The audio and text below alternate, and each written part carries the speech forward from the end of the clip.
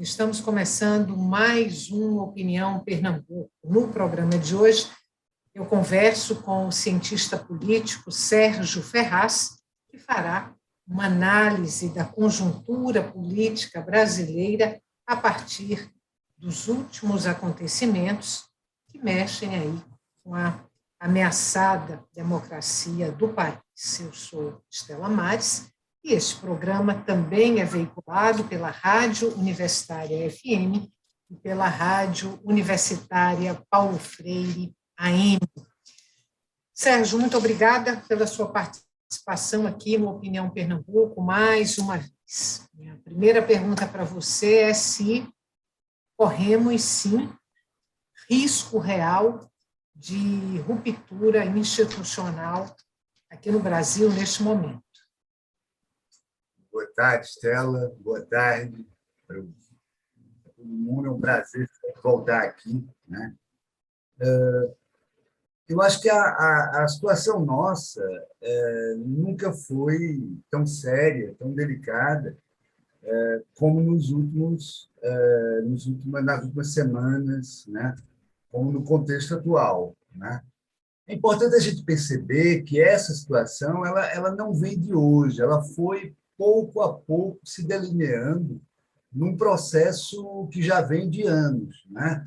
A gente tem uma situação de degradação progressiva da democracia, de corrosão paulatina. E as coisas ficam mais complicadas porque o ator central que ameaça a democracia, ou que a gente supõe, com fundadas razões, ameaçar, é um ator opaco, né? Não se trata apenas de Bolsonaro. Se Bolsonaro fosse um ator político sozinho, ele não estaria causando tanta preocupação. O problema é que há fundadas razões para a gente imaginar que, pelo menos, parte das Forças Armadas compraram o discurso de Bolsonaro. Pelo menos desde 2010, desde o princípio de 2010, há sinais que as Forças Armadas voltaram a atuar politicamente, ou seja, voltaram a uma antiga tradição que atravessa a história brasileira. É sempre bom lembrar que a República surgiu de um golpe militar, que os militares participaram ativamente das diferentes fases da vida brasileira, muitas vezes se auto-atribuindo o papel de árbitros, de tutores.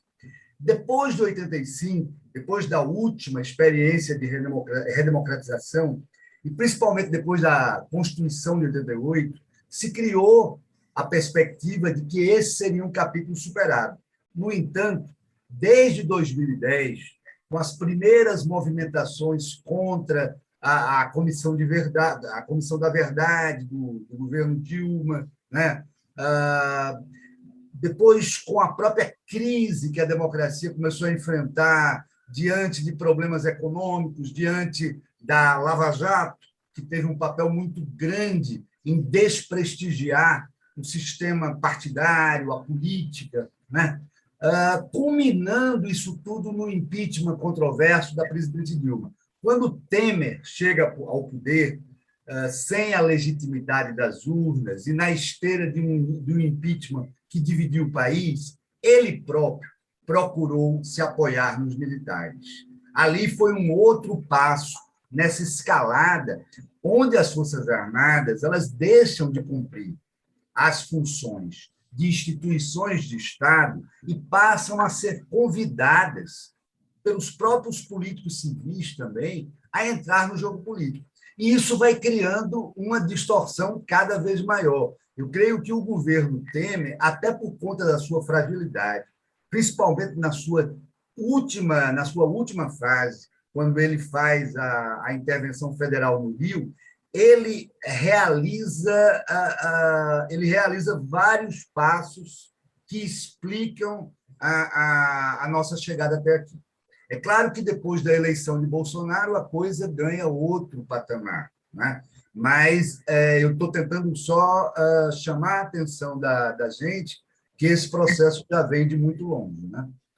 Ô, Sérgio, fala-se a boca miúda que que alguns conselheiros militares do presidente Jair Bolsonaro estariam orientando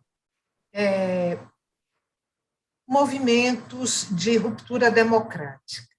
Você arriscaria nomes? Que conselheiros são esses que estariam apostando as fichas numa ruptura democrática? Stella, eu acho que está muito claro. As coisas ficam mais fáceis de serem percebidas quando a gente percebe que Bolsonaro faz parte de um projeto maior, de um grupo de militares, e esses grupos e esse grupo de militar está no Ministério, estão ocupando os cargos, o ministro da Defesa, general Braga Neto, o chefe do GSI, o general Augusto Heleno, o general Ramos, que foi relocado recentemente, mas que mantém gabinete no Palácio do Planalto, e uma série de outros militares que produziram a candidatura a Bolsonaro, talvez a figura também de liderança do comandante Vilas Boas, né, fundamental nesse processo, e que acho que os observadores da política brasileira demoraram a perceber o tremendo ressentimento que toma conta de uma parte das Forças Armadas em relação à própria experiência democrática de 88. O que é muito curioso, porque as forças que redemocratizaram o Brasil em 88 foram muito tímidas em relação ao necessário controle dos militares pelos civis. Qualquer democracia do mundo, isso não é demérito para as Forças Armadas, pelo contrário, as Forças Armadas elas têm um papel essencial de defesa da segurança nacional, de garantia do país na ordem internacional. Ela não tem função interna, e por um motivo muito simples. As Forças Armadas, como o nome diz, são armadas. Os brasileiros que carregam armas em nome da Constituição, eles garantem a política. E, para garantir a política, eles precisam ficar afastados da política e submetidos à Constituição. Né? As armas que a nação possui, porque as armas são da sociedade brasileira, as armas não são dos militares, essas armas são reguladas pela ordem jurídica e pela Constituição.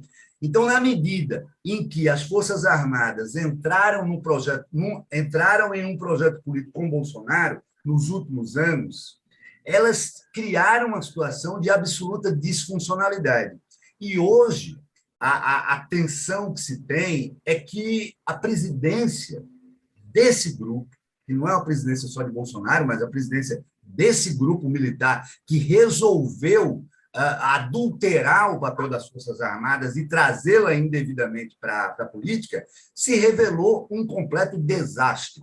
Um desastre no plano sanitário, um desastre no plano econômico, um desastre no plano ambiental, um desastre no plano da imagem do Brasil no concerto do resto do mundo, né? Um desastre em termos de desemprego, de renda, e, pior, um desastre também no campo da corrupção, como a gente está vendo agora na CPI da Covid.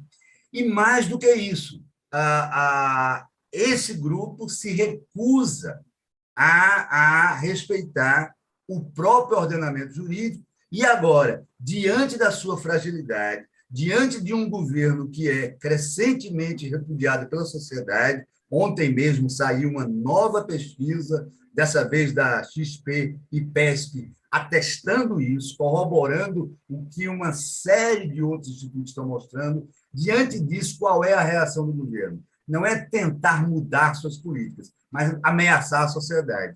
Então, eu diria, sim, que há risco, Stella, embora eu acho que há muitos fatores em jogo e eu acho que o destino, o desfecho dessa história está longe de ser predeterminado. Eu vou te perguntar se por trás desse ranço, né, das Forças Armadas, em relação aos avanços democráticos no Brasil, está a própria Comissão da Verdade, quer dizer, se há uma rejeição à verdade factual no Brasil, se as Forças Armadas querem reescrever a história, e se sentiram muito incomodadas com a Comissão da Verdade? Essa é uma pergunta. E a outra pergunta é se hoje, nas Forças Armadas, há pouca vida inteligente. Eu não tenho dúvida de que as Forças Armadas tiveram uma reação muito negativa diante da Comissão da Verdade. Eu creio que aí a gente deve distribuir as responsabilidades. Eu acho que faltou às lideranças civis da redemocratização, e aí eu incluo todos os partidos importantes, faltou encarar a questão da defesa seriamente. Eu acho que o controle dos militares pelos civis depende também de uma iniciativa dos civis, de se interessarem pelo tema, de mergulharem no assunto, de determinarem um debate sustentado sobre isso e de traçarem, juntamente com especialistas, juntamente com os próprios militares, alguns dos quais são estudiosos no assunto, quais são os marcos da nossa política de defesa. Eu acho que a gente avançou, o Ministério da Defesa, com Fernando Henrique, se tornou um ministério, foi criado, né, para começo de conversa, foi criado, se tornou um ministério ao qual se alocou sempre um civil, isso só mudou no governo Temer, né?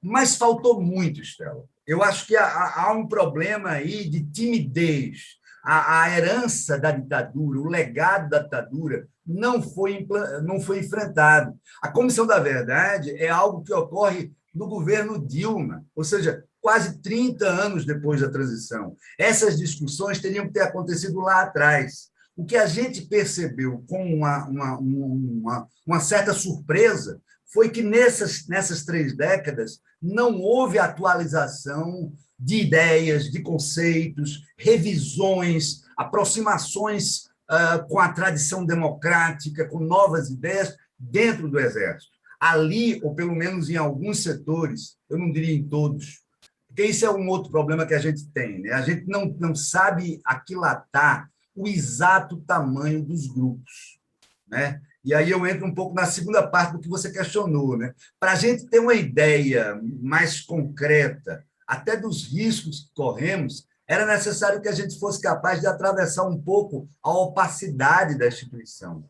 E os exércitos, as corporações armadas, não só no Brasil, mas no mundo todo, são instituições opacas e precisam ser, porque elas têm em suas mãos a responsabilidade de inteligência, de contra-inteligência, do planejamento estratégico para assegurar a integridade da nação. O problema é quando você traz uma instituição dessa natureza, uma instituição armada e opaca, para o centro da política. Isso desarruma tudo, né? Então, eu acho que a gente está num momento crucial, eu acho que o Brasil não vai poder atravessar essa encruzilhada sem que, em algum momento, a gente faça um debate sério das Forças Armadas que queremos, e eu acho que a responsabilidade tem que ser meio que dividida entre lideranças militares, pelo menos algumas, que não souberam ser contemporâneas da nossa realidade e continuam com ideias muito antigas, e das próprias lideranças civis da redemocratização, que são tímidas. E o que me preocupa é que, diante da situação atual, eu continuo enxergando muita timidez por parte das lideranças civis, como se elas temessem alguma coisa, como se a sociedade não fosse, em última instância, aquela que deve comandar o Exército. É uma inversão muito perigosa. Sérgio, a gente vai fazer um intervalo agora curtinho e volta daqui a pouco para continuar essa conversa. Difícil, eu diria. Para você que está em casa, não saia daí. Nosso intervalo é curto. Até já.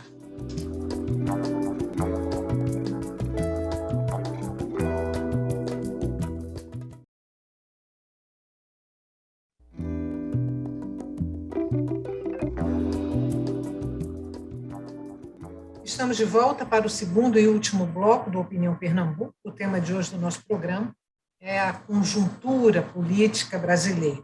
Estamos, ou não, sob ameaça de ruptura democrática.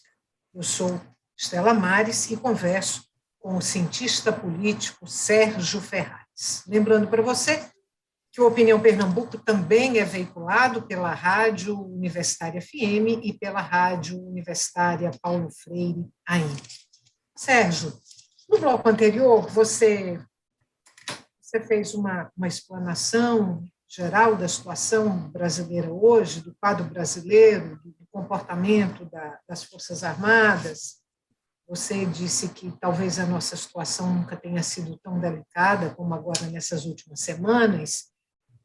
Eu começo esse bloco perguntando para você se você vislumbra um racha, digamos assim, uma divisão dentro das Forças Armadas. Aquele grupo que defende a ruptura democrática, e aí esse grupo que está ali abraçado com o presidente Bolsonaro, e um outro grupo que tem uma visão diferente, né, menos anacrônica, eu diria, da realidade brasileira e do mundo. Eu acho, sim. Eu acho que eu vejo claramente existe um grupo de generais que patrocinou o projeto Bolsonaro, né? Acho que a gente demorou a perceber isso, como eu falei, a gente falava de Bolsonaro e os militares, como se fossem coisas separadas, é um projeto só, né? Mas eu acho que há no alto comando oficiais legalistas, oficiais que pretendem continuar a atuar dentro da vigência da Constituição. E acho até que há muita gente também de oposição, alguns generais, inclusive, que saíram do governo, né? Ou militares que estão nas Forças Armadas e que discordam do que a gente está vendo. E eu lembraria o seguinte, não é tão simples a gente pensar numa ruptura. Vou lembrar algumas questões aqui. Todas as vezes em que as corporações armadas entraram para valer em algum projeto de ruptura, havia um claro projeto de sociedade, havia ideias, havia um programa do que fazer. Em 64, claramente havia um programa de modernização, embora conservador. A gente não enxerga hoje nenhum programa. Não há nenhum grande conjunto de ideias que pudesse guiar essa experiência autoritária.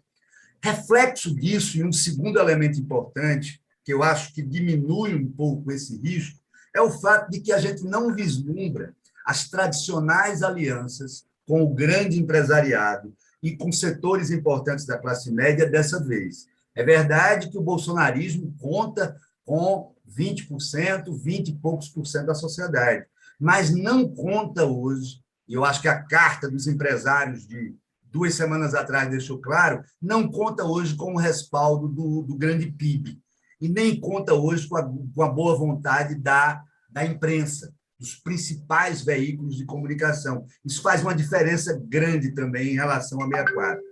Por outro lado, o contexto geopolítico, né, Estela? A gente não tem mais a presidência Donald Trump. É verdade que a democracia não anda numa boa fase no mundo. A gente está vendo aí o Afeganistão, né? Aquelas cenas chocantes. A gente tem visto problemas democráticos em vários continentes, em várias regiões. Mas a presença de Trump nos Estados Unidos seria um salvo-conduto, um sinal verde para Bolsonaro. Isso não existe mais. E, por último, eu queria lembrar que as Forças Armadas gozam de uma condição material muito privilegiada. Salários, vantagens orçamentárias, o orçamento das Forças Armadas não está sujeito a contingência, né? Há uma série de vantagens materiais que eu creio que funciona como um fator de contenção. Porque os militares sabem que, se uma aventura dessa der errado, tudo isso pode virar contra eles. Sérgio, vamos imaginar que sim, que parte das Forças Armadas e o presidente Jair Bolsonaro se aventurem numa ação golpista. Qual seria aí, você consegue prospectar o tamanho do desastre para o Brasil? Seria enorme, Estela. Seria enorme, porque isso provavelmente nos deixaria completamente isolados e com iniciativas do resto do mundo embargando o Brasil, né? Haveria dificuldades para o agronegócio, que é o responsável por boa parte das nossas exportações, para que ele continuasse a vender principalmente para a Europa e para os Estados Unidos. Haveria uma tremenda retaliação de diferentes governos em diferentes bases, e tudo isso complicaria uma situação econômica, social, sanitária e de perspectivas que já é bem complicada. Eu convido as pessoas para olharem para a Venezuela. Eu acho que o quadro venezuelano, a Venezuela hoje tem 5 milhões de refugiados. A Venezuela hoje tem 80% ou mais da sua população na pobreza. E o modelo venezuelano é um modelo em que os líderes políticos cooptam com vantagens materiais as forças armadas e as dividem, criando várias unidades, para que nenhuma unidade sozinha possa reagir. Então, há um jogo aí de cooptação material e de divisão para governar, né? O destino, a Venezuela hoje é um Estado, é uma sociedade praticamente em dissolução. Eu não chegaria a dizer isso. O Brasil é um país mais complexo. Eu acho que haveria reações, né? Não acho que a sociedade brasileira iria restar inerte diante de uma ruptura desse porte, né? Mas as perspectivas seriam terríveis. Eu prefiro acreditar que a gente vai caminhar por outras possibilidades. Considerando aí essa altíssima temperatura política e essa ameaça aí de ruptura democrática, nesse momento, qual a importância estratégica, o papel estratégico, tanto do Congresso quanto do Supremo Tribunal Federal? Eu acho que o Congresso e o Supremo Tribunal Federal eles têm que se equilibrar numa linha tênue, uma linha delicada, porque, de um lado, eles precisam garantir que a ordem jurídica seja respeitada. Os mecanismos de contenção do presidente da República, que é o único radical, o único extremista que existe hoje no Brasil, é o presidente da República e o seu grupo. Não há vários grupos radicalizando. Há um personagem radicalizando. Esse personagem precisa ser contido. Então, eu acho que tanto o Congresso como o Judiciário precisam trabalhar nisso. Agora, precisam ter habilidade política, porque tudo que o Congresso e o Judiciário tentam fazer hoje é vendido para a população pela máquina de desinformação do governo como ataque a Bolsonaro. Bolsonaro quer vender a ruptura dele como uma reação a instituições que não o deixam governar, né? Isso é mentira. Daí que o Congresso e os tribunais precisem, de um lado, garantir a ordem democrática, mas, ao mesmo tempo, precisem ter cuidado para não serem vítimas dessa desinformação. Acho que a gente tem tempo aqui para mais uma pergunta e uma resposta. Aí eu te pergunto se dentro desse jogo político, dessa delimitação de território, de espaço, se as investigações no STF em relação às fake news, a produção de fake news e principalmente aí relacionadas à fraude, né, nas urnas eletrônicas e se envolvendo diretamente o presidente da República, e se a prisão recente de Roberto Jefferson, um aliado ali de frente do presidente Bolsonaro, se são ações para conter esse avanço autoritário do presidente da República, se você enxerga dessa maneira. Sendo bem sintético, Estela, eu acho que o importante é que esses inquéritos avancem, que eles vão além das providências preliminares, que eles tragam resultados, prisões, medidas cautelares, impeçam que esses sites monetizem suas propagandas de mentiras. E, ao lado dessa ação efetiva, o mais importante é a coordenação e o diálogo entre todos os atores que querem garantir a democracia. Os atores no Congresso, os políticos, os atores no Judiciário, os atores no empresariado, os atores na imprensa, os atores entre os trabalhadores, ou seja, ruas, empresariado, Congresso, Judiciário, precisam agir mas agir coordenadamente e agir se entendendo. Está na hora, por exemplo, dos políticos brasileiros terem clara consciência de quem é o inimigo comum de todos, da direita até a esquerda. O inimigo comum é quem quer virar as regras do jogo e se tornar poder absoluto. Então, é isolando esse adversário do povo brasileiro que a gente pode garantir a nossa democracia. 30 segundos para você responder a última pergunta. Quais suas expectativas para as eleições do ano que vem? Eu não sou pessimista. Eu acho que a gente vai ter eleição e acho que o Bolsonaro precisa largar esse plano de sobrevivência via golpe e tentar ainda o plano via eleitoral, porque está ficando cada vez mais difícil. Eu acho que não é um cenário irreal a gente pensar que o Bolsonaro sequer talvez esteja no segundo turno. Sérgio, muito obrigada mais uma vez por sua presença aqui no Opinião Pernambuco. Volte sempre. Obrigada. Obrigado, Stella. Foi um prazer.